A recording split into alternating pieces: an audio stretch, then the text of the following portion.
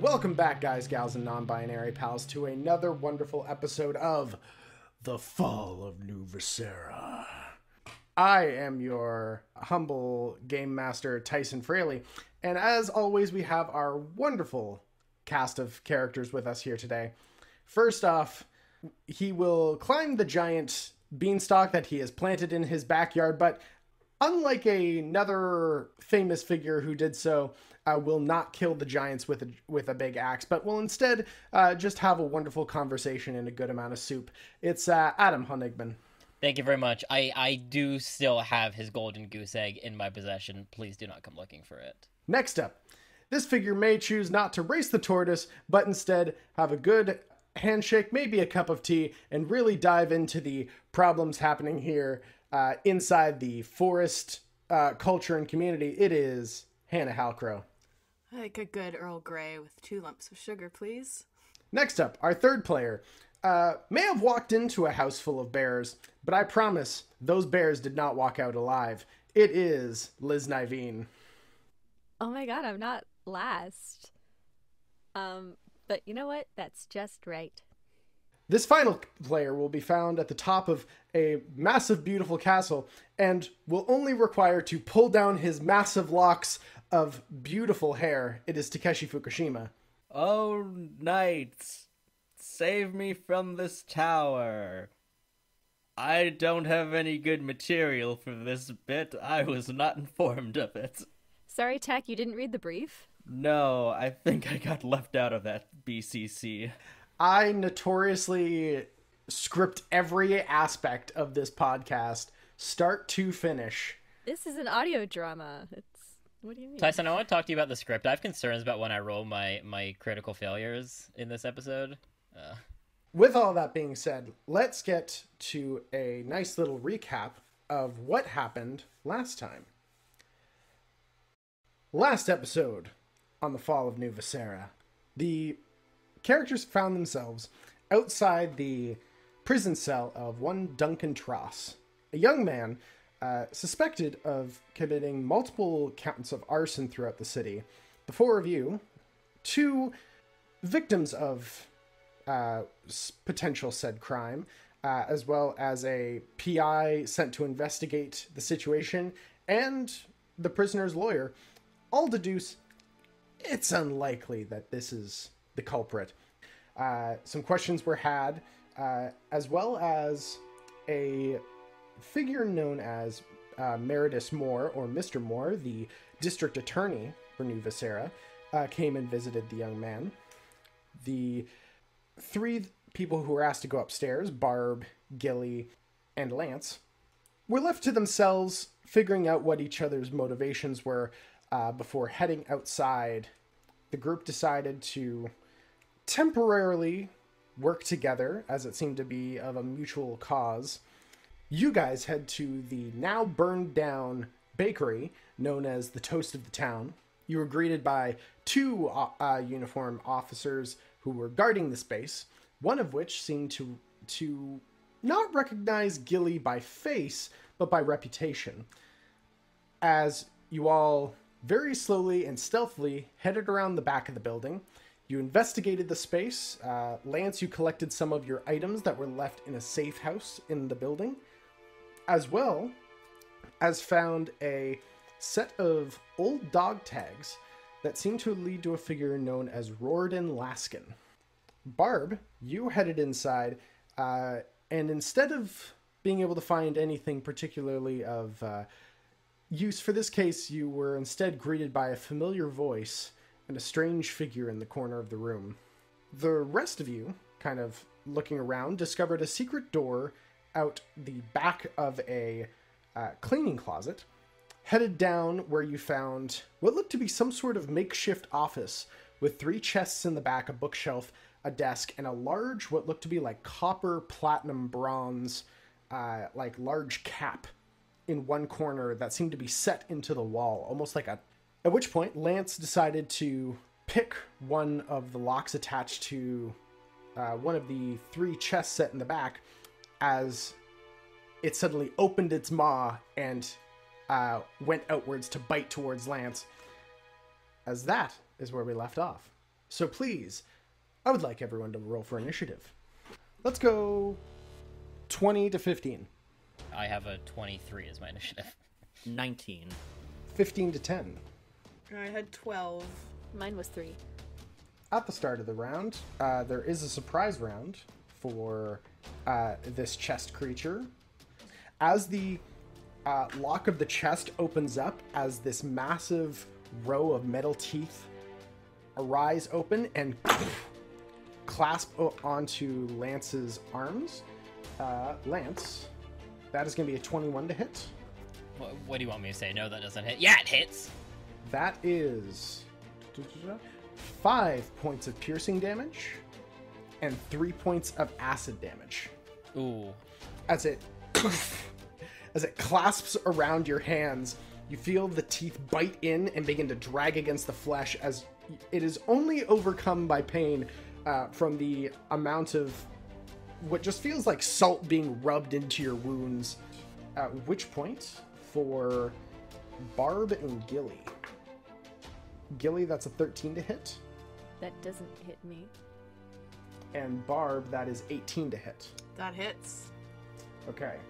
You take 8 points of bludgeoning damage. Okay.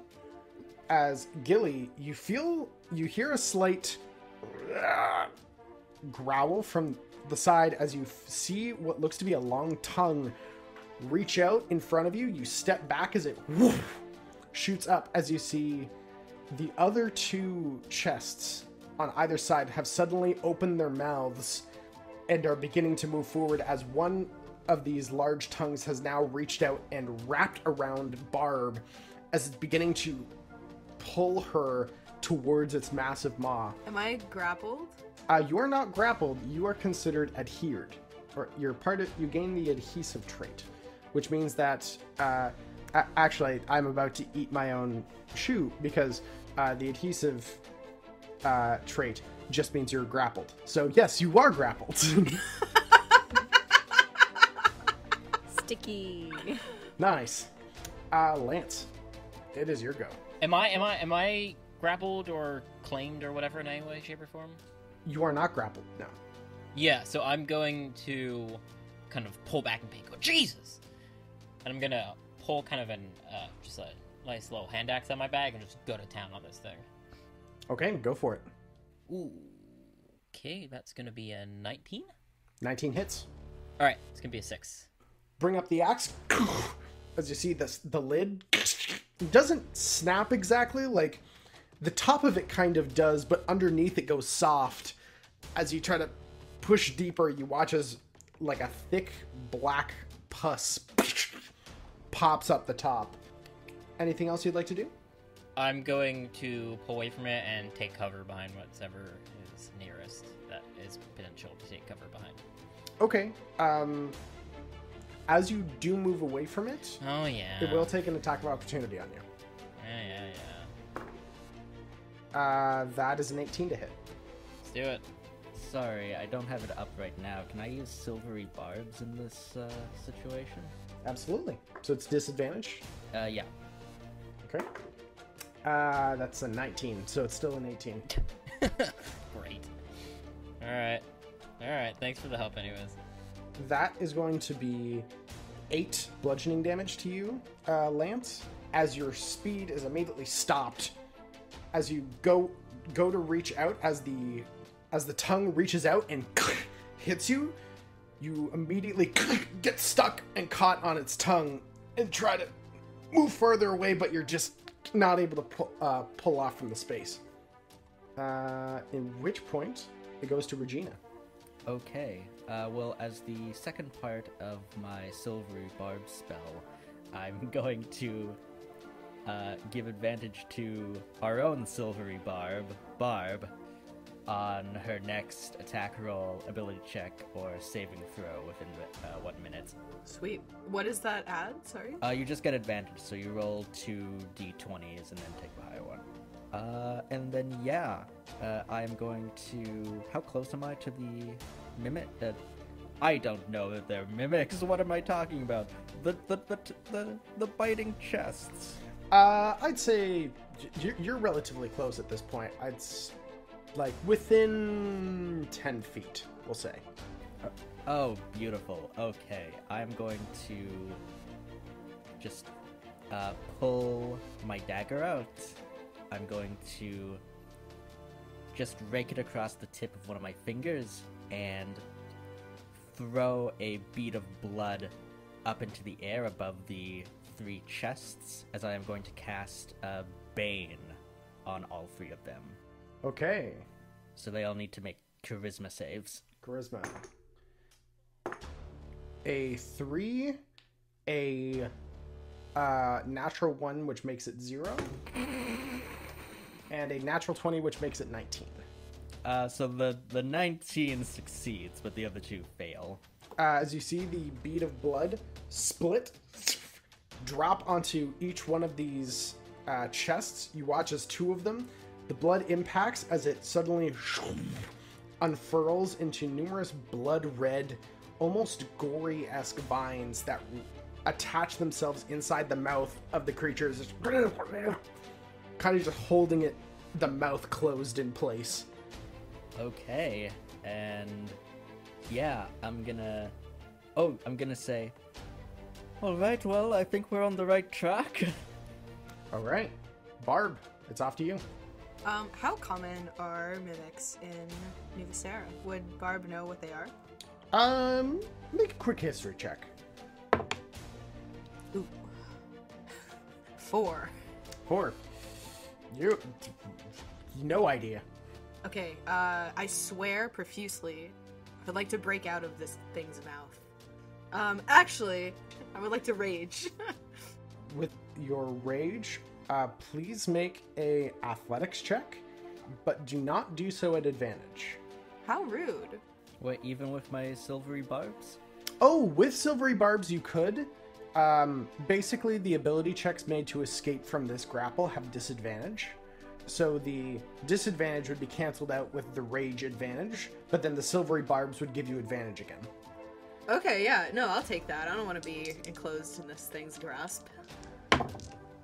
Oh, I'm glad I took the advantage. Because one of them is a 2, and the other one is an 18. 18. You are easily grab the tongue and just rip it across from your kitchen apron. Kind of have to like pull a little bit of the slime off, but it lets go. I'll take like a couple steps back and ready to use my next turn. At which point it goes back to the mimics. The first mimic that is currently grappling Lance is going to move forward and through the bloody vines that's holding its mouth shut is going to attempt to bite you. But is going to take a d4 off. That is going to be an 11 subtract 4. That's going to be a 12 to hit. That misses. It tries to grapple onto the metal parts of your armor, but all you're hearing is just metal whining on metal, as it almost sounds like the creature's teeth are kind of bending from the strength of your armor. The second is going to shoot a tongue back at Gilly again. Understandable. I'd lick me. That's going to be a 14 to hit. No. No, once again, the tongue just... This time it just impacts it into the desk. And as it slowly begins to move forward, you kind of have to roll over top of it to the other side to avoid as the mimic begins chopping away at it. And then for you, Barb, it's going to swing a tentacle, or its tongue, and that's going to be a 15 to hit. My AC is 15. Okay. So in which case, you take 9 bludgeoning, reduced to 5. Am I within 5 feet of Barb? I'd say so, yeah. Okay, I'm gonna kind of get my shield between them. Okay. With the disadvantage, the second roll was a natural 20. Oh. So sadly, the 15 does still stand. So 9 reduced to 5. But on the upside, it's now Gilly's turn. Alright, so I am not a fan of these magic chests. I don't care what they are or how they work. I just don't like them. And I hit one with my longsword. Go for it. 19 to hit. 19 to hit. That definitely hits. Roll damage. And I'm gonna smite it. It's 12 slashing and 7 radiant. Longsword out, you slash down across it as your blade begins to glow this like almost like blue and gold shimmer to it.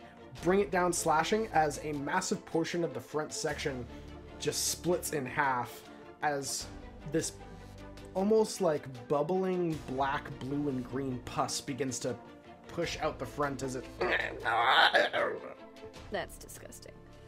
I also give my blade a side eye. I don't like that it's glowing. And if possible, I'd like to get around these stupid magic chests so that some of my peeps might get flanking with me as we carry on fighting. You would be able to flank with one of them. Yeah, that's fine. I know they didn't all move, but I remembered one of them did maybe, so. Okay, you're just gonna hop over, was it the back of the one you were just smacked? Yeah, I'll do like the cop slide, you know, over the hood of the car. Okay. At which point, it goes to the top of the round, Lance. The enemy doesn't. Oh, it was a surprise round last time, right?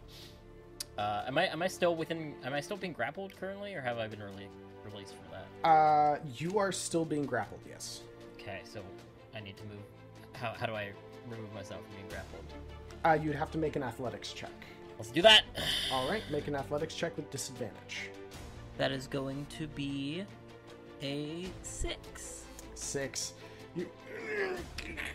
You're reaching backwards and trying to yank as hard as you can off the tongue, but it's still just ever slowly just like shifting side by side to get close to you.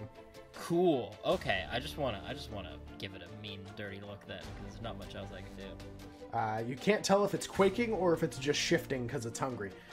At which point it goes to Regina. I'm gonna look at the mimic that is currently grappling Lance, and I'm going to point at it and shout, geez, what do I shout? I'm gonna point at it and shout, "Guilty as charged, bitch!" and cast dissonant whispers on it. So it needs to make a wisdom save. That is a 10. That fails, so it is gonna take 3d6 psychic damage. Okay, so it takes 7 points of psychic damage, and it has to immediately use its reaction, if available, to move as far as its speed allows away from me. So at this point, the mimic is right at Lance's legs as it's trying to just bite into the back of his heels. As you cast this, the whispers seem to swarm around the creature as it turns with its tongue like now behind it and has to like shift back and forth as it's making like weird, almost like dog cries, like as it shifts about 15 feet, dragging Lance, like who's now have to like hop from like foot to foot to make sure that he doesn't just get thrown to the ground. But it is now on the far wall. Well, for the sake of Obsidian, I'm gonna beat feet, like, to the other side of the room from where the chests are. Alrighty. In which case it goes to Barb. Cool. Is it possible to attack the one that has Lance in its grasp while having flanking advantage from Gilly? That would not be possible. I will say the one that currently has Lance, as per like the situation of it being so close and being grappled and Lance physically trying to like shove the creature away, you'd already have flanking with it. Oh, okay, cool. That counts as a flank. That's sweet. Okay. All right, I hop over the one in front of me and kind of run over to the other side of the room. Maul raised up, and I would like to smack it right in the tongue. If you do decide to run towards it, you will take an attack of opportunity. Oh, that's right. That's okay. Okay. It's going to make a subtract d4. That's probably not going to hit. That's an 11. Nope. Its jaws go up to bite you as you just leap, woof, land to the other side. The tenderizer in hand. Go ahead and make your attack. That is an 18 to hit. That'll definitely hit. Roll that damage. Okay, 9 plus 4, 13 plus 2 because of rage. What's it? 17? 17. You bring down the tenderizer at the base of where the tongue is. As it ink smashes into the ground, there's a loud as the pus and bile. Wait, my math was wrong. It's a 15. Sorry. No change. Impacts as the pus and bile begin to be vomited up by the creature as it just sprays all across Lance as the mouth opens up backwards and the thing just almost sags off to the side. Does the splatter hit my face? If you get a little bit of it, yeah. Okay, I wipe it off with my shirt sleeve in a way that like smears it all over my face like war paint. And I turn around. Who's next? The same one is going to attempt to turn around and swing at you, Gilly. Not even going to give you a number, as it just reaches out to bite, and you just take the sword and just boonk, smack it on basically the snout as it just has to back off a little bit. At which point the third one is going to turn. It's probably going to start moving towards you, Barb, and is going to make a swing with the tongue. 9. Whew. Just impacts the back wall as Lance, you're just like, oh, you're covered. Oh God, there's another tongue that whips by you as it yanks back, taking a little bit of the wall with it. It now goes to Gilly. I hit it. It disgusts me. Ooh. 13? 13 hits. Oh, it does. Cool. Why not? What else am I gonna do today? I'll smite this one too. Okay, so that's 8 a slash, and also 8 radiant. Pull the longsword out. As it goes to open its mouth to try to bite you again, you slam it onto the inside. As there's this, once again, this slightly disconcerting faint glow from the blade, as there's a slight sound from the creature as you explodes from the inside. Oh, right. I already smote this one. The inside scattering against the wall and the upper part of your legs, as it's just like it smells putrid. My armor's dry clean only. Pull the blade out. Anything else you'd like to do? I'm gonna start walking after the shitty one that ran away. With that being said, Lance, it is your turn. Alright, so if I run for cover right now, will someone take an attack of opportunity on me? No. Okay, so I'm gonna head behind whatever is nearest. Maybe not a chest if I see one, but maybe there's the other side of the bookshelf. Okay, so I'll do that, and I will load up, shall pull my rifle off my back, and I shall fire, and whiff as hard as I can. What was the roll? I mean, the dice itself is a 2, so everything else is irrelevant after that. Okay, you aim your your rifle. Look down the sights as you hear a dink, dink. Shake the gun. I take out my vial of gunpowder I poured in. I take my fluffy stick and I start shoving the gunpowder down. Regina. Why don't you pick on someone your own size? And I point at Lance and I cast Dissonant Whispers. But not on Lance. No, I'm still casting it on the Mimic, but I'm telling it to go fight someone its own size, namely Lance. I was so confused for a hot second there. PvP. I'm pulling a face heel turn in the 3rd episode of this season. In which case, that is going to be a good old 10 on the save. That fails. That is still 7 points of psychic damage, and it has to use its reaction immediately to run away from me. Okay. It is going to was actually run past Barbera, so Barbara, you do get an attack of opportunity on it. Hell yeah! That's 22 to hit. Oh, that definitely hits. I'm like just gonna like whack it like a baseball on its way past. 16 damage. Woo, mama. This thing is barely hanging on as you've impacted into the side of it, as you feel the wooden shell of it break entirely as the maul has punched about halfway through it, as it now just half wobbles basically to the same wall where the last one just like ran into it again. But it now seems to be in the same corner, just like shuddering, just like shaking with fear at this point. You better run. Is that it, Regina? Yeah, that's it for me. All right, it goes to Barb. Close in for the kill on this one. It's a 17 to hit. 17 hits. And another 16 damage. Woo. How do you want to do this? I'm thinking like big, those carnival strongman tests with the bell at the top. So the mimic is the pad of one of those, and my maul is the giant hammer. You bring the tenderizer up. Pull your hands down to the base of the actual maul and drive it in as the thing nearly splits in half from the impact.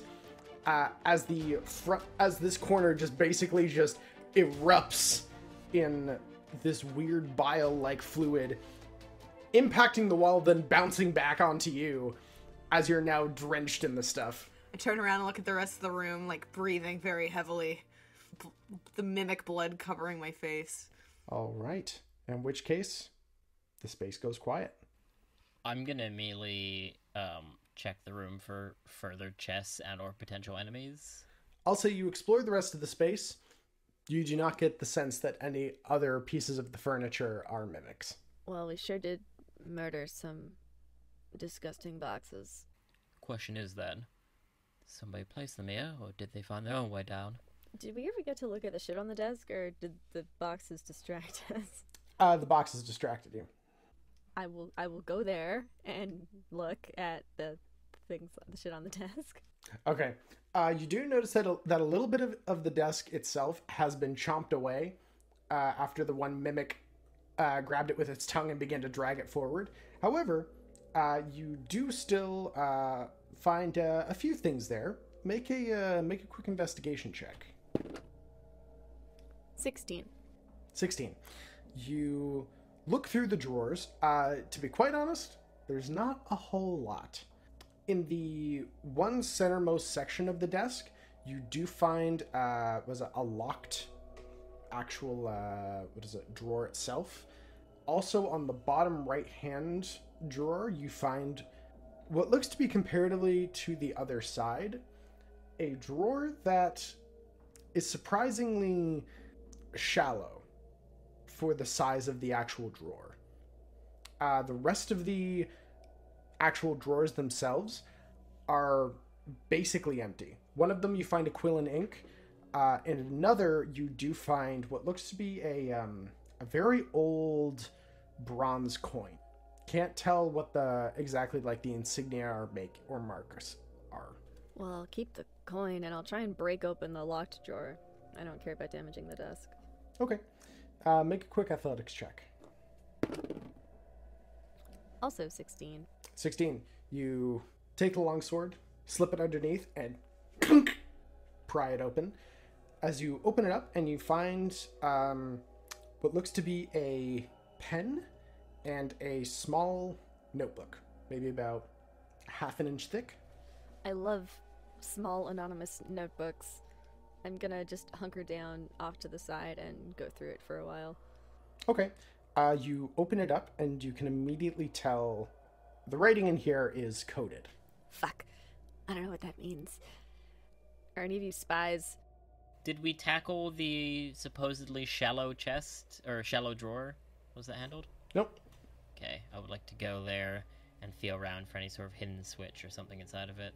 You feel around. The back section, as you touch down, you watch as the bottom board of the actual drawer pops up.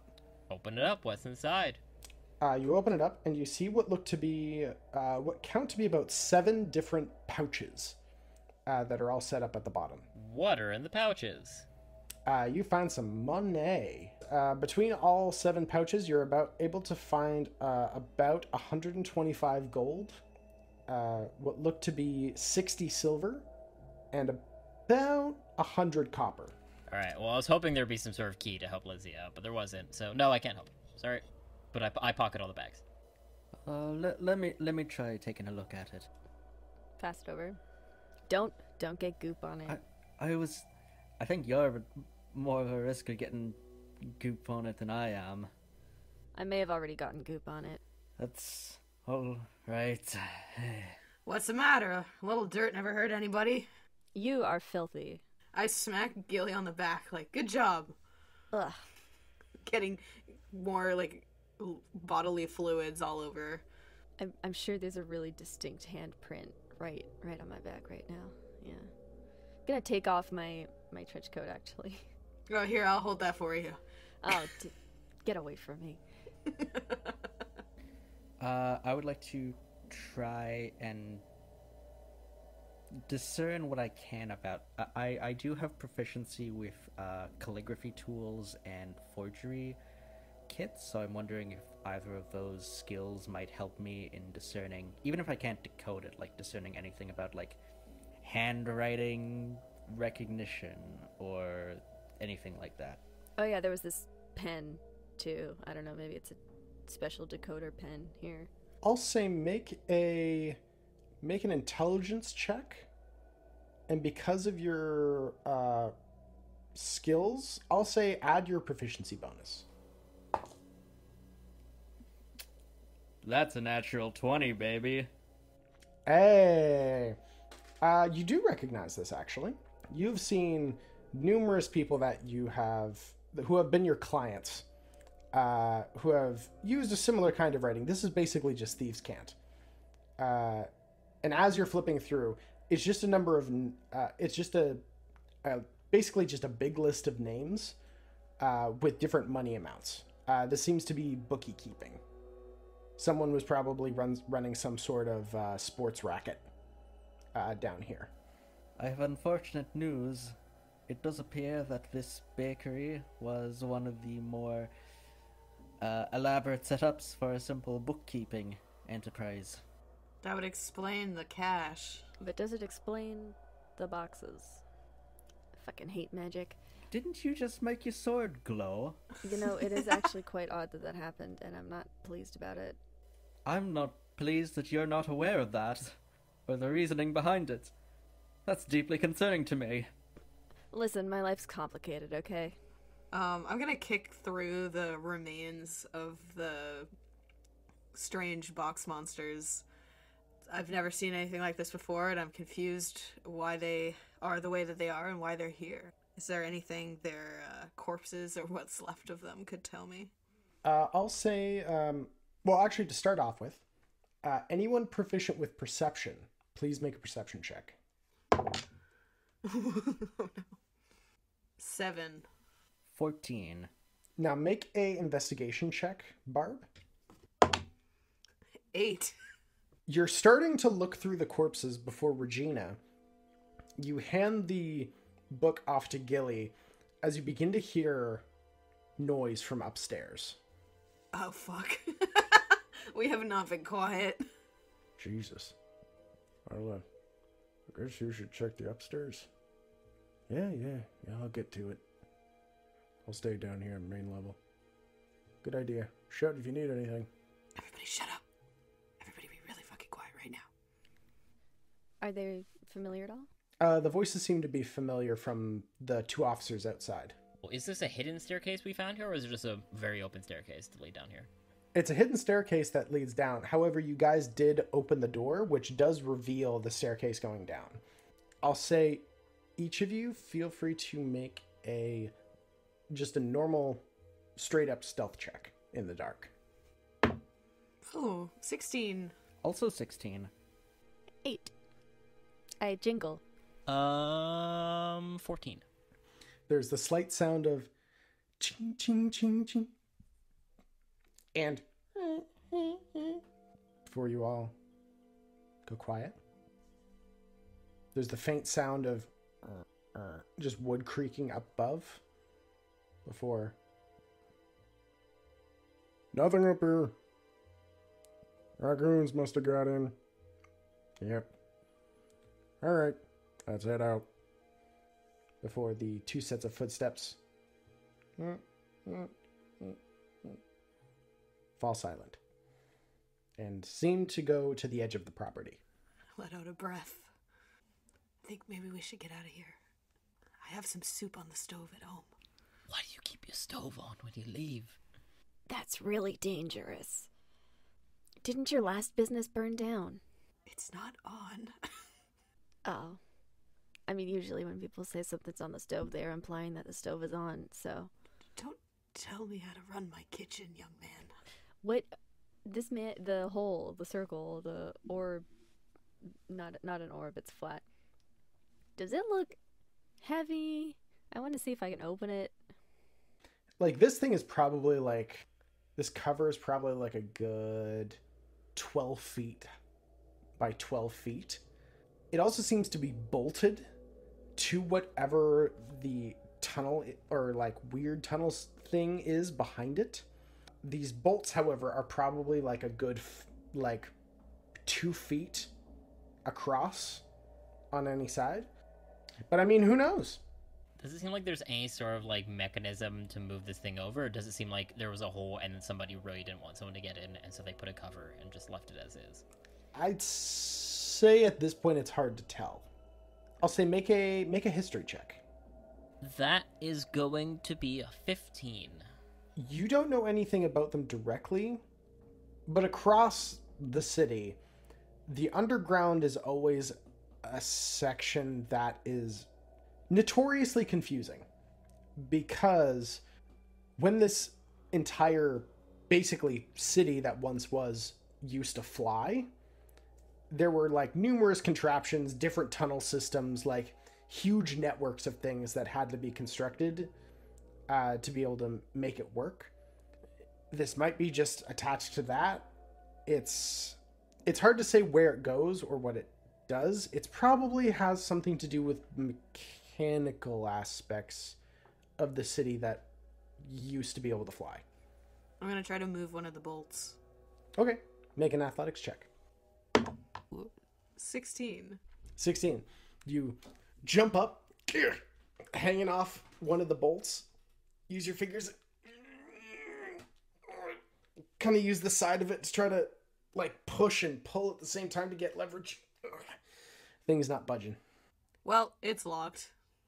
I would like to take my sword and knock all the books off the bookshelf in case any of them is a secret switch. Okay. You pull out the sword and just knocking things off the bookshelf. I'll say with it's not particularly difficult. This bookshelf seems to be more of a aesthetic purpose, not because it has anything particularly useful on it. There's a few things that look to be like books of magic, but also some of them look to be like almost like the type of business book that no one reads. Like 4 steps to finding your inner entrepreneur or whatever. Yeah, basically. It's a lot of that. It seems that this bookshelf is here more to display an air of I know what I'm doing, as opposed to any actual like worth in it. However, you knock over all the books and nothing happens. Damn, I was sure that would work. Hey, Regina, in all these names and horses and race cars and shit, whatever the fuck is in there, any like guiding sort of link? Like, is this family business? Tyson, do I note anything that stands out to me in this journal? In the journal itself? Not particularly. I'd say with your natural 20 before and also your background, you're seeing not necessarily familiar names, as in people who you've interacted with, but you do recognize names of people that you've heard of. Just different associates of associates, different clients that have come in. You're picking up a lot of associates that are attributed to the Thunderkin family. Not like actual, not people who are literally of the family, but just different associates for people who usually work under their umbrella. I mean, I don't want to be casting aspersions on anyone, but this journal is a bit of a lightning head, considering how many ties it's got to the Thunderkin family. So maybe they set the fire? It clearly wasn't Tross. As I said, I don't want to go casting aspersions on anyone, but... Well, I'm fairly happy to say I don't believe it was Duncan Tross who did any of these. But to go and threaten the Thunderkins isn't exactly something I want to do with any of my days, really. Maybe you don't, but I'll take a crack at it. And I'll head towards the staircase. It's your fucking funeral. Weren't we invited for dinner also? You've been invited to dinner, yes. Yeah, I think we could all use a bath also, probably. Well, hey, I could eat. Alright, we done here? I'm already, like, halfway up the stairs. Alright. Come on, kids. To dinner! For the last little bit of your journey, I'd like everyone to please make one last stealth check. This can go so well. 4. 21. 5. 14. So as you guys travel a little bit north, a little bit west, towards a familiar dwarven woman's home, you guys find the second level apartment, able to step inside to the warm decor and cold soup. Let me just warm it up. Yeah, the door is kind of old. I have to, like, fiddle with my keys and kind of grunt the whole time to get the door open. There's not a lot of room. There's enough room for everybody to sit around the table if we bring in one of the armchairs from the living room, so I'll do that. I'll ask you also to remove your shoes and any goo-covered apparel, because I'll give you guys, I'll give you extra, like, house coats to wear while I soak them in a tub, I suppose. I really want the visual of me fully decked out in my armor with a house coat on. Or at least wipe it off, you know? These are... Do you have, like, a lake or a pond somewhere nearby I could just go dunk into? This carpet is from my great-great-grandmother. I don't want bug box juice on it. I'll roar on the grass like a dog and get all the mud off me. Excellent. Please, have a seat. I'll be right with you. I, like, bump into the table while I, like, squeeze past to get to the kettle. Make everybody some hot tea. There's milk and honey. I set down a tray with 4 mugs and a teapot and a tub of honey with a spoon. You can tell it's not the best honey in the world, but it's home. I'm gonna pile an alarmingly high amount of honey into my tea. You have a sweet tooth.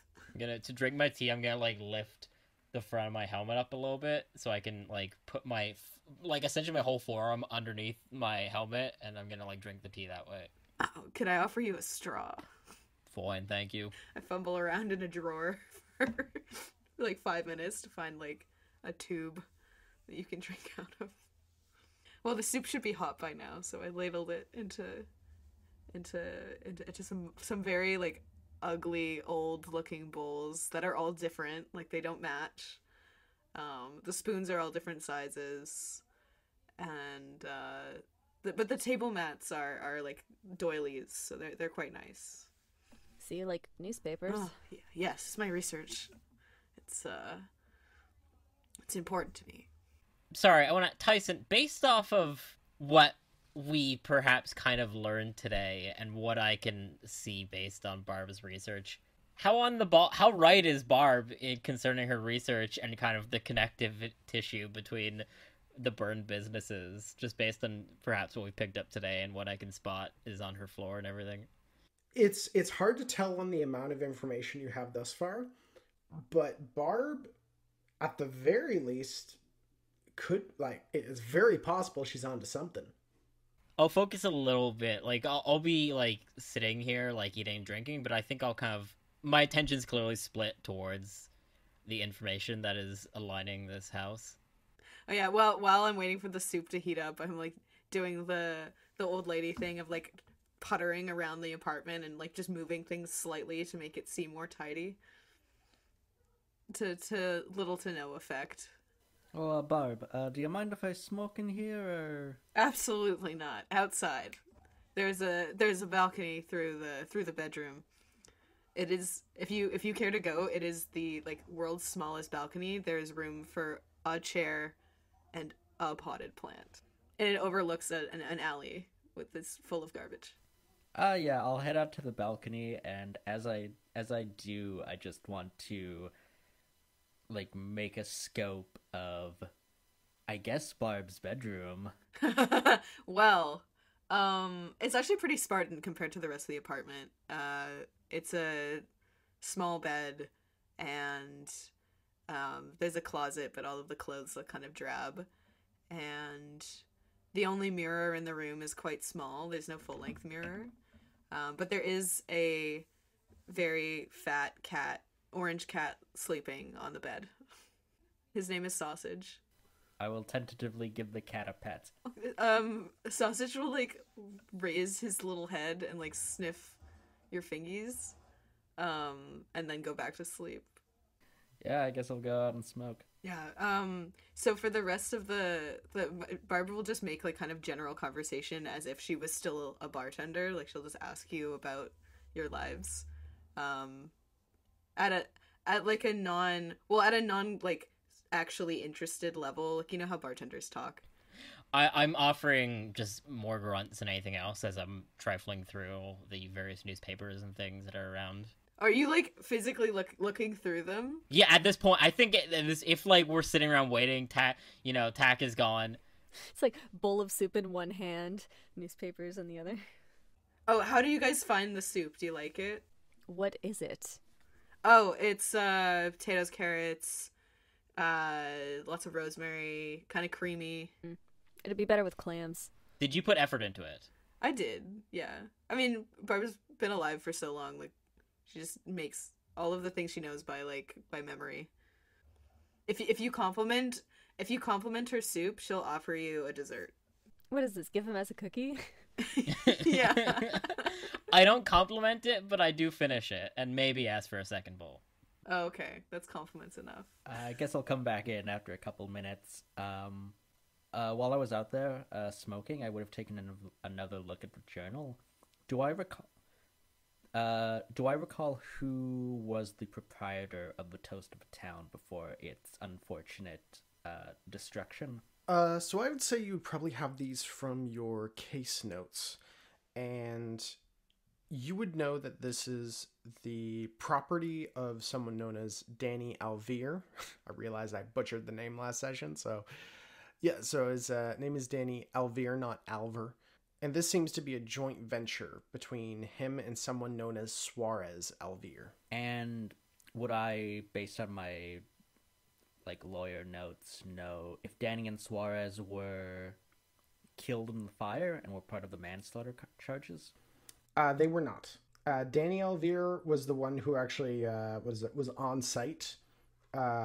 Basically had an apartment in one of the upper levels and was able to help people out. Suarez Alvear, as far as the information that you were given, is unknown.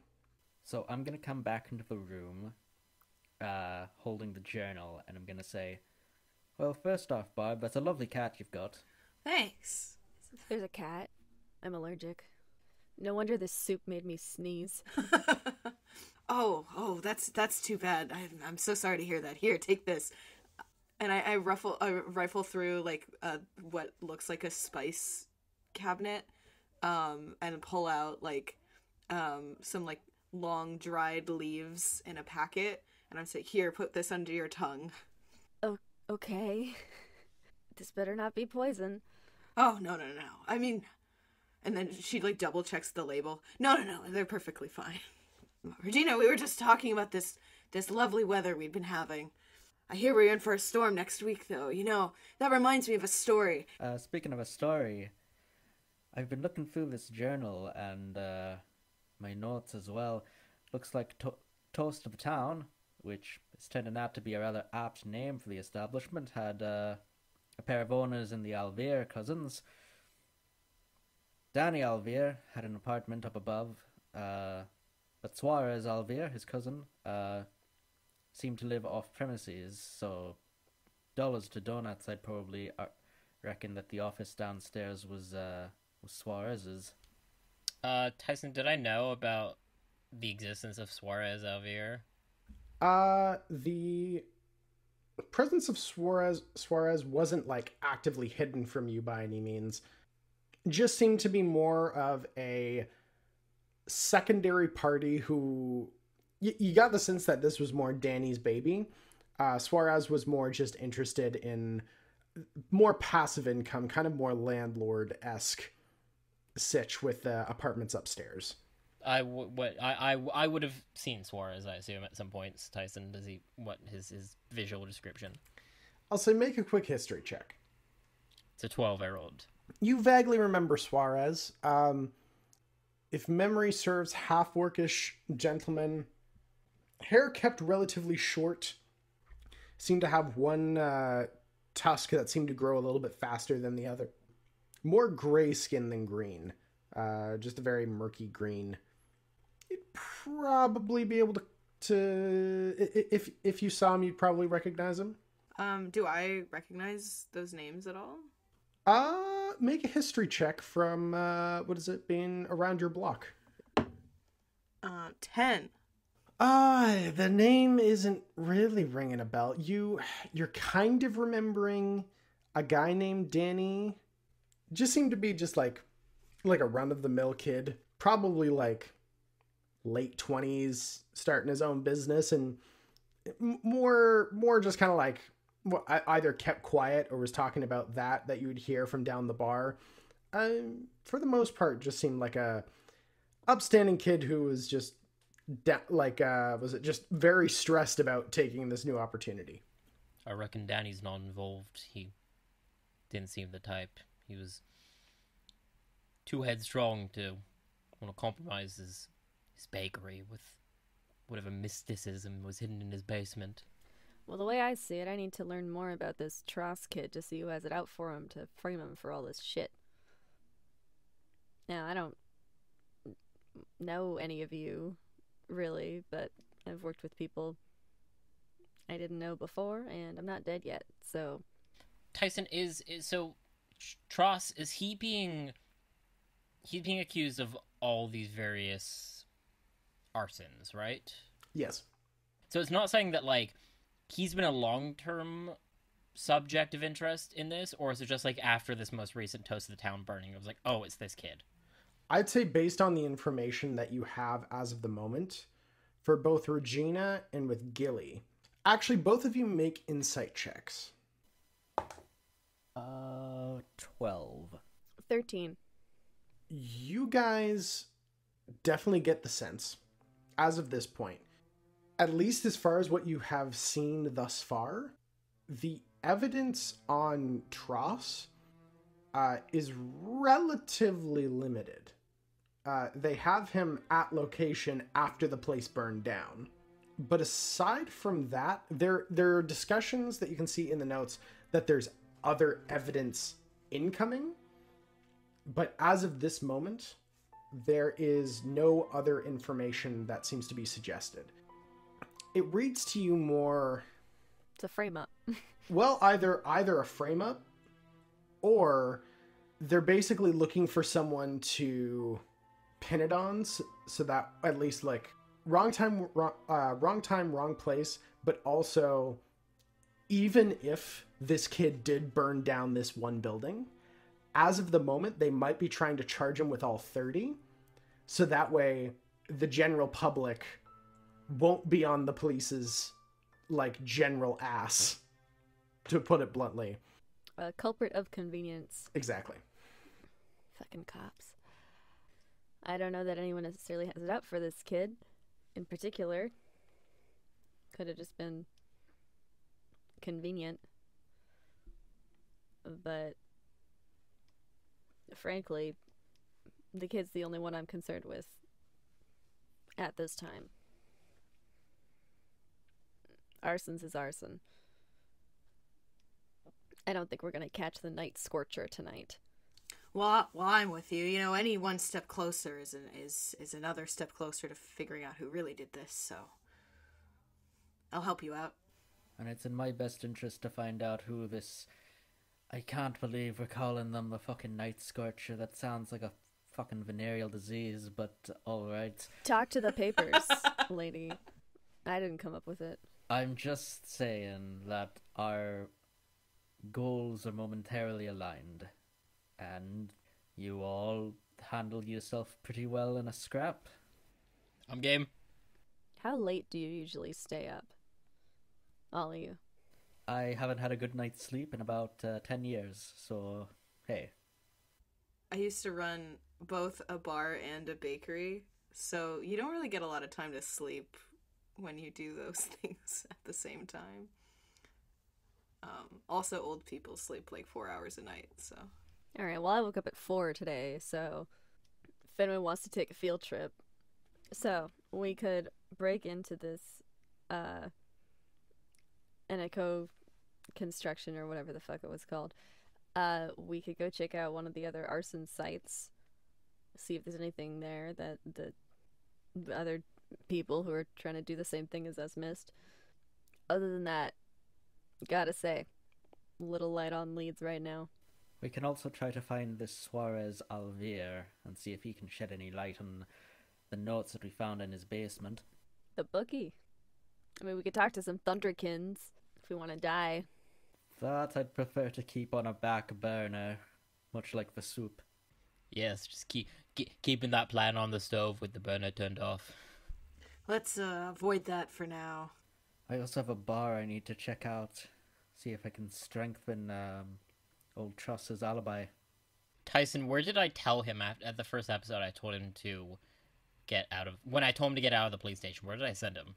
Or do I know where he sent himself? I don't believe you sent him specifically anywhere. Knowing him, if I knew he couldn't go to his home and had to go maybe lay low somewhere, would I know where that place would be? I'll say you may have some ideas. Make an investigation check. That's going to be a 10, my friend. You go looking around, just general haunts around the area of the Toast of Town. You check out a few spots, and surprisingly, you're not able to spot them anywhere. I'm going to ask everyone if they have any weapons, and if I receive positive answers, I will try each of them in the stunningly ostentatious and bejeweled scabbard that I have on my hip that I'm currently keeping harpoons in. I've got axes, I've got daggers, I've got knives, I've got swords. What do you want from me? I'm gonna try anything that might conceivably fit in there and see if anything happens. And when nothing does, I'm like, ugh, okay, thanks. Well, I don't know if this maul would fit in there, but this knife might, and I pull out the largest butcher's cleaver you've ever seen. That's incredible, thank you. I put it in. Nothing happens. I hand it back. I'll take out my rapier and hand it over. Thanks. I put it in. Nothing happens. I hand it back. Cheers. Yeah, thanks. Thanks, Reggie. What exactly are you trying to do here? Listen, this fucking thing has been, not literally, but a curse on me for, God, years now. I need to find the one weapon that fits in it. For now, it holds my harpoons. It's like a giant, annoying quiver. So you're upset that you have a giant, bejeweled item that is useful for your purposes. None of the jewels are real. I would have sold it. So you're upset that you've got a giant, useful, ostentatious scabbard that you use on a regular basis for work. Yes, actually, I am. You are a strange, strange little man. I'm twice as tall as you, buddy. Spiritually, you're 2 times smaller than I am. No fighting, kids. Come on. We have a job to do. Yes, Barb. Where, Tyson, where does one find Thunderkins? Make a history check. That's a 2, my friend. Can I make one as well? Yes, feel free to do so. Would this qualify as local knowledge? I'll allow it. Okay. Dirty 20. Ooh, that's better. The leader of the group, Oslo Thunderkin, is not located in the Glass Springs, but is instead located in the Sprawl. Would that be where we wanted to go, though? Maybe we should ask, like, a lower level person. Sorry, you want to get noticed by the mob? Not particularly. Let's not knock on their door, then. This is mob affiliation, no matter how you want to play it. I might actually be able to help here.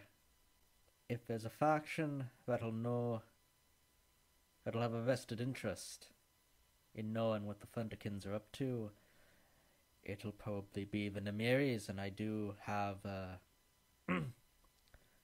bit of an in with them.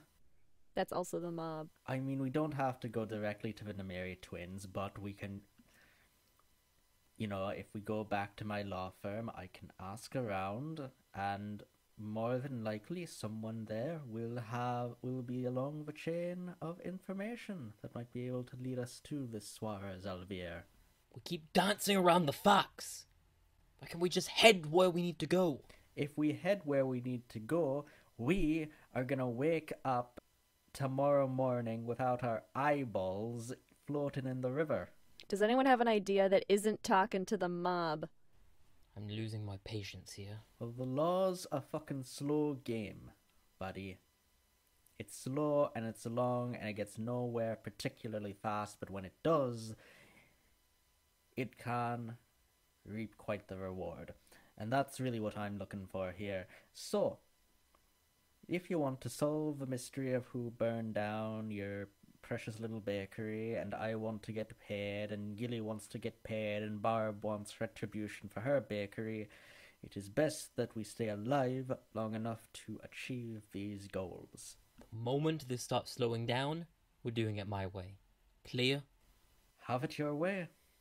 Okay, but like player level, like Regina had a bar too to go to.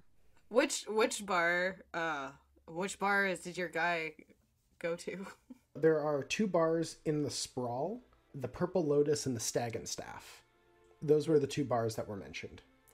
In which case, I'll say for the general sake of brevity, you're able to travel down the Sprawl, which there's a few different entrances all across the city. You descend some steps that lead to basically to a massive, like, open air tunnel system that kind of connects, like, probably traveling like a good 100 feet, 120 feet down before you hit multiple sections where it's just exposed rock, kind of looking like basically just an undercity located here. You stop by the 2 bars known as the Purple Lotus and the Stag and Staff. I'll say for Regina, please make a persuasion check for each. Alright, so for Purple Lotus, that is a 19. And for Stag and Staff, that's a 7. For the Stag and Staff, you get there, and it is like the party is going on. People are drinking hard. It seems to be predominantly a lot of what you suspect to be like more miners in throughout the city who have kind of make this a bit of a makeshift, like, after work special location. Miners the profession, not miners the age group. Yes. I thought you meant like it's full of 17-year-olds like Saint Laurent. It's like, yeah, sure, I've been in those bars. They're loud and annoying. However, you get to the Purple Lotus, which definitely has a little bit of a different air about it. It's definitely located in a like working class section of the city, but there's definitely like a certain level of like it's trying to aim for a higher level of like elegance to it. Like it's almost like a how could I best describe it? Almost like a bougie dive bar. You enter inside and you can see that there's a kind of like an owl-esque Aarakocra working the bar, leaning up against it as you come over and ask a few questions. Oh, I think I recognize the figure you're talking about. Yeah. And was he in the bar? And I give the time and date that Duncan provided me. That sounds about right. Yeah. He's was a little bit of a over the top sort. You see, I like to, if I'm remembering the same guy, which I'm pretty sure I am, he likes to talk real big when he gets into the drink. He's been here a few times. What sort of stuff does he talk about, if I can ask? Just talking about like, oh, he is like gonna save up his money and make a name for himself and all that kind of stuff. All the same schmuck stuff you see when people come in here. Let me guess. He was planning on revolutionizing the currency system by creating an intangible form of transaction, wasn't? You see, I remember something similar. Like, I think it might have been him, one of his buddies. They called it something like Mage Coin, where they were just gonna hire a mage and they were just gonna summon a bunch of money. And it's just, I don't think that's. Look, I'm no arcanist, but I don't think that's how things work, honey. Like, you know what I mean? The spell components for one casting of Mage Coin is 5 acres of old wood forest. You start with the oldest forest and make your way down. The druids hate it. This is a horrible idea, and I hate magic and technology. Can I have a beer, please? Sure, sweetie. Just hands over a tankard. Yeah, I'll take a black nail if you've got one. Oh, haven't had someone order that in a while. Well, you know, Feywild will as Feywild wants. Are you also from the Feywild? Oh, no, sweetie. I'm homegrown here, born straight from the mountain itself. Well, to be fair, I'm also born and raised here, but my family, well, they originally came from the Feywild. Oh, ain't that just sweet? I imagine it's very beautiful over there. I imagine as well. Hands you over your black nail. Thank you very much. I leave her a generous tip. Thank you, Sweetums. Feel free to come back anytime. I just might. Anyone who's going a little bit more over the usual amount, please make a con save. I wouldn't be hitting that point tonight. Mine is an 18. That'll be a 19. Suddenly we're in a drinking contest. Don't know how it happened. It's a montage. Has like a crowd formed around and they're putting money down? Like, after about maybe 20 minutes of the two of you just eyeing each other and occasionally just taking a shot. Some people begin to watch the two of you, just like, is there a drinking contest going on? We don't know, but that shot glass is half the size of that woman. Okay, is anyone in the crowd being a bookie for this impromptu drinking contest? Make a perception check. 14. You do not see anyone actively becoming a bookie. Was it in this setup? However, what you do clock is that as you're taking a look around, you spot that kind of set up at a table, maybe 15 feet away. See what look to be 3 figures, 2 of which just seem to be working people. Was it one guy, one girl? Just kind of set up one tiefling with what looked to be 3 horns that kind of sprout out. Was it into various different directions?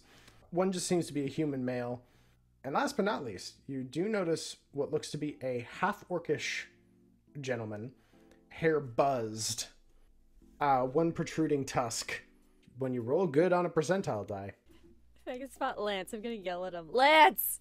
Lance! I'm not drinking with you or betting. Lance, get over here! Lance, come here, come here, come here, come here. Slam my drink down and I get up and I go, what? I'm gonna put my hands on either side of Lance's face and be like, you're so sour. You're such a sour puss. Look over there, I found you, guy. You're just drunk. I do a double take. Be cool, be cool. You see the half-orc with the noises now just looking over towards the two of you? Looks over towards Lance. Be hot, be hot. Sips the drink before putting it down. I start making haste like the Terminator clunking over to him. Barb, we're going. Barb is knee deep in a story about like some sailor guy that visited the bar and bakery one night, talking with one of the staff members when she hears you call, like, oh, gotta go. Hop off the bar stool and hobbling along. You watch as the half-orc stands up as you're approaching, hesitates for a moment, just kind of motions over towards you as the two figures sitting side by side look over towards you, Lance. They both stand up as the tiefling woman kind of steps up to you. I'm sorry, is there a problem? Can I take both their heads and knock them into each other? Please make an athletics check. Nat 20. You take them both, slam them as hard as you can against one another, as... I mean, not a fatal. I'm not trying to fatal blow them. It's just before I smash their heads like pumpkins. You're not entirely sure if you just cracked one of the horns growing out of the tiefling's head, or stuck the humans like part of the skin and like hooked them into one another or something. But all you hear is like a crack before they both just hit the ground. At which point the half-orc looks at the two people on the ground and just begins running. Can I grab him by the collar before he has time to run? I'll say make another athletics check. I'll help if I can. How's that 6 gonna do for me? I rolled a 24. So Lance, you go to reach out, but your depth perception is just slightly off with just the little drink you've had. As Barb, you see this happen, go into full sprint, leap forward, and the half-orc goes to turn at Lance and does not see you, leap about 15 feet and shoulder check him through the gut as he's knocked through the door onto his back. I'll go up to him. I'll look at the bar before, first of all, and I say, nothing to see here. Go back to your drinks. Make a persuasion or intimidation check. Nat 20. God damn it! What? You see that there's a good amount of people who seem to be getting up from their seat before they immediately sit back down again and go exactly to what they were doing. Is it like in a western where somebody walks in and all the music stops, and then all the music starts back up and they all get back to partying? Basically. Okay. I want to grab him by the shirt and like lift him up. Oh, okay. You know who I am? I've got an idea. Let's take a walk. And I drag him outside. Drag him further out into the street. Look, before you say anything, I didn't have a fucking thing to do with the fire. It wasn't me or anything. But it wasn't me, and it wasn't the bakery they were trying to get rid of, now was it? It was your little enterprise hidden underneath that place, now wasn't it? I don't fucking know. Maybe Danny's... I don't know, maybe... Why are you still talking it without saying yes or no? Look, I don't fucking know. I'll fucking know. It wasn't me. It wasn't anyone but, like, the people that I was trying to set up with. What kind of upside would I have? I've lost I've lost my goddamn income. Like, what the fuck am I supposed to do now? Well, maybe you pissed off the wrong person, and they wanted to cut off your income. Look, I collected a little bit, sure, but I don't think I had anyone who was gonna be, I don't know, a fucking prick like this. The basement, the office, the man cover, the coin, the book. What is all that? Okay, look, there was So, I'm sure you're already aware.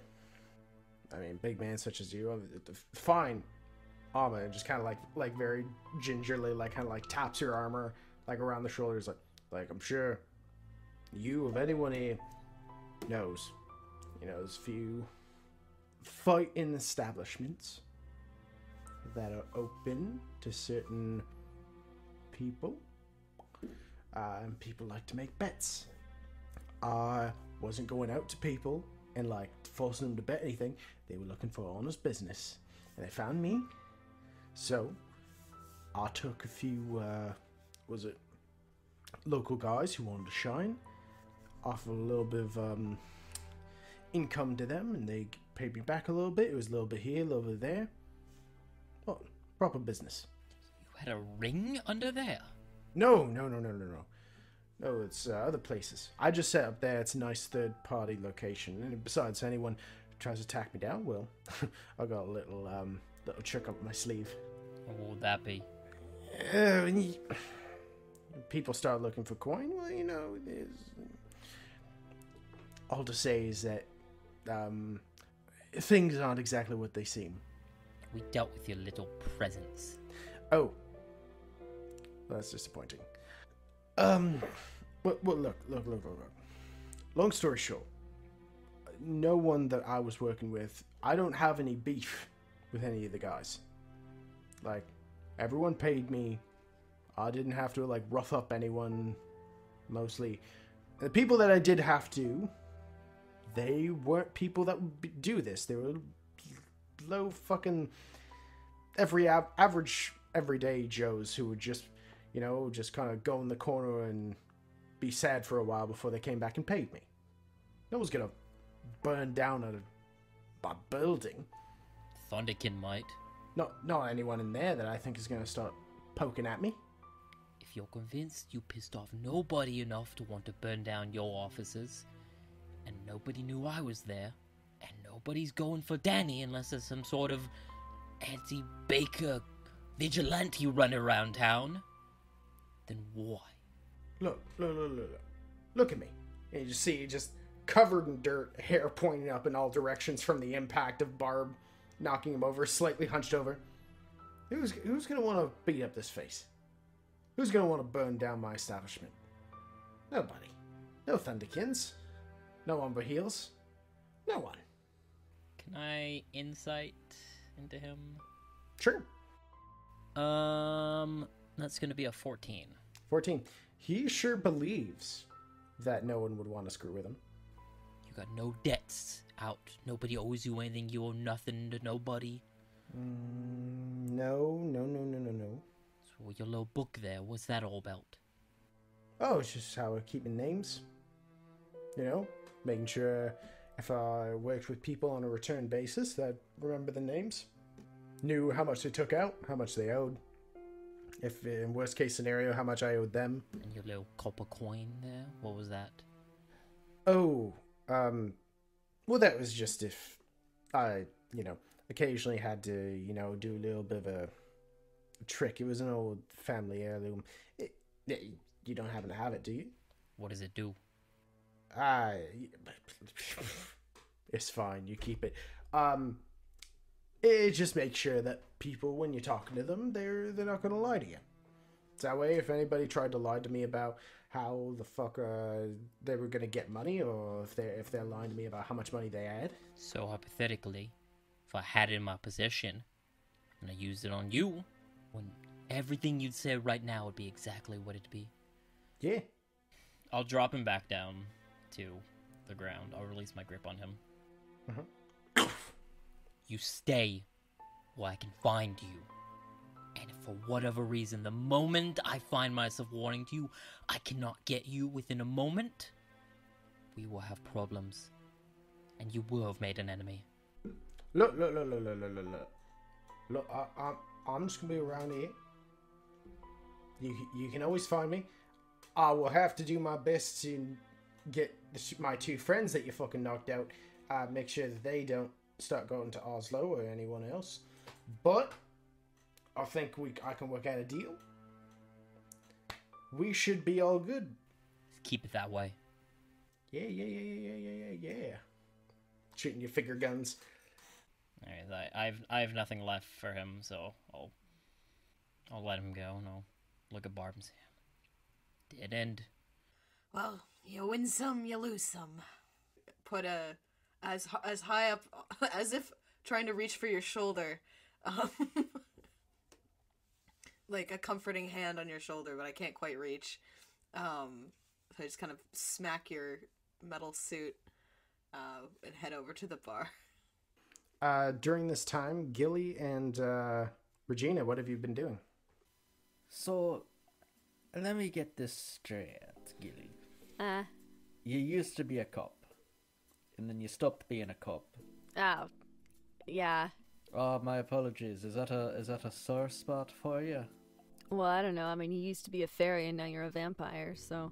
Oh, hardy har. That's extremely funny, and I've never heard that before. Really? I actually have never heard that before. That was actually pretty clever of you. Woo! But the point stands. Look, did you leave law enforcement under a pall, as they say? I mean, sure. I'm just asking because we're gonna be working together and we're probably gonna be rubbing shoulders with other cops, and I'd rather not. Man, fuck those guys. Yes, fuck the police and all of that, but I'd rather not die just because I'm in proximity to someone who pissed off a local constabulary a decade ago. Nah, it's fine. You're with the mob. They won't shoot you. I'm not with the mob. I'm affiliated with a branch of them. Aren't you? Aren't you, though? I have defended a number of members of a particular family. That may be true. Does that make me part of their organization? I'd argue no. If a plumber went in and fixed the pipes in the Nameri mansion, would they be part of the Nameri crime family? I don't think so. Okay, you're not working class, lady. Oh, and you were in the bathroom or puking or whatever, but they found Suarez. Probably interrogating him right now. Oh, that's great. We should go deal with that. And I try to get off my seat, stumble drunkenly, and give up on walking and just flutter the rest of the way over. You go, tiny dancer. About this time, you watch as Barb and Lance enter. I give a quizzical look to the fluttering. So, how'd it go? Hot pursuit, huh? Quite a rush. Worthless. Dead end. It was worthless. But I did get him with a cool pile driver, though. Yeah, I saw that. That was amazing. I loved it. Highlight of my evening. Yeah, you went right at the door. It was beautiful. Would have been down that bakery. Had nothing to do with me. Had nothing to do with him. Also, just as a player, he said he'd need to make sure his friends wouldn't go to Oslo, who is the leader of the Thunderkin family. Yes. We might have fucked up. Just in case you, Adam, missed that. No, I picked up as much. You just headbutted friends of the leader of the biggest crime family in the area. Nah. He claims they're good. He claims he can work out a deal. It's okay. Are those two, are they still on the ground? Not currently, no. They've slumped off? Yes, you have no idea where they went. Do you guys want to plan some construction equipment? Because this is the perfect night for that. It feels like once in a lifetime, you know? It feels like the perfect night to do stuff you always wanted to do, and you never got a chance to. What do you think? Is this because you're drunk, Gilly? No. It's because tonight is beautiful. And so are we. I think whatever nighttime adventures we'd planned on, maybe a little derailed by may have taken place. Let's shut up. Glub, glub, glub, glub, glub. Barb, what do you do for fun? What do you like to do? Do you have hobbies? Other than being old and cooking? Well, to be honest, that's a lot of it, but, I don't know if I call it a hobby, but, I do pretty well in the fighting ranks myself. We should go to a fighting pit. That sounds so fun. Yeah. So, Lance, you want to go see the Thunderkins? That sounds great. We should do it right now. Because tonight is the night to do stuff. I think you You need to go to sleep, is what you need to do. Nah, man. We don't need to go to sleep. This is a peak hours. And I'm gonna grab Lance's face again, and unbeknownst to me, use lay on hands on him. Cool, why not? Feels pretty nice. I'm fine. I operate best when I'm tipsy. What time is it right now? At this point, it's probably getting to like 10 o'clock. No, actually, sorry. More closer to 11. This is it. This is the night we'll remember for the rest of our lives. I don't know if you'll remember it. I'm gonna remember I'm gonna remember this. Gilly, you're gonna remember it for the rest of your life because this night is gonna be the rest of your fucking life if we go and see the Thunderkins right now at 11 p.m. in the evening. Oh, you wanna fight? You wanna fight, huh? Let's fight. Why are you being like this? I've got a harpoon. If you just like fly in the air and I throw it at you, we'll see who wins. I'll look at Barb and say, I don't know what to stay tonight. Is it too much to ask for a bed? Oh, of course not. Everyone's welcome at Chateau Barb.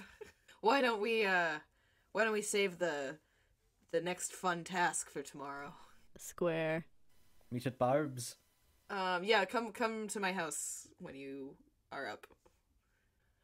Lance gets to sleep on the least comfortable pull-out couch there is. Doesn't matter. I'm in a full suit of armor. I barely feel anything. You don't take it off? No, why would I? Go to bed? It would smell awful in there. I have wet wipes. Oh, God. You, like, do a sponge bath every day? Magic exists. I'm sure I have some sort of ointment I can Gross. draw in or some sort of spell I can... Good. And as you clean yourself down with the dirtiest rags possible, that is where we'll leave it off for this episode. Our finest cliffhanger yet. But with that being said, is there anything that people would like to plug? I'll plug. I got two things I want to plug. They're both again nothing related to my efforts, just things I'm interested in throughout the week. A week or so ago, maybe 2 weeks ago. This is more of a novelty than anything. So, famed actor Alan Rickman, who sadly passed away a few years ago. So his recently, it turned out he'd been a long diary/journal keeper throughout his lifetime in his career, and he always took daily notes and things about everything he was doing, and that is being released now. Apparently, before, it's very morbid to see that stuff, but apparently it's a common thing with celebrities and actors to keep journals and then release it, or at least with the knowledge that it will be released. And like, so it's a journalist that's taken over kind of his diaries, and his wife is on board with it and stuff. And it's kind of fascinating to look through that stuff. A lot of the excerpts are online. I believe it's being published into a book at some point this year, early next year. But just kind of neat. I mean, there's nothing groundbreaking there, but it's just kind of neat to see the insight into Alan Rickman, of course, Hans Gruber from Die Hard, and Snape from Harry Potter, and the dude that cheats on Emma Thompson in Love Actually. It's just kind of neat to see his insight. So check those out. He seems like a cool dude. There's a great story of Jason Mewes, the J half of Jane Silent Bob, where he'd been kind of like a heavy drug dealer. He was very much the guy he presents as, or drug user, not drug dealer. And then like when he found out Alan Rickman got cast for Dogma, he like fucking overnight like cleaned himself up and when it got close, he's like, I refuse. He's like, I cannot be seen as a bad influence for Alan Rickman, and I think that led to him getting cleaned up, which is nice. Fish in October, best friends forever. It's a podcast. It's not this podcast. It's a different one. It's fun. You know, it might be, it's definitely more wholesome than this show, but just as stupid. So, if you have somehow not listened to any other episode of this show that we're on right now, it's a podcast, it's an audio drama, and it's available on the internet. I think by the time this comes out, season 2 might be out. So, hey, congratulations. You're welcome. I am going to, I recently watched a very wonderful film, Fast Color by Julia Hart.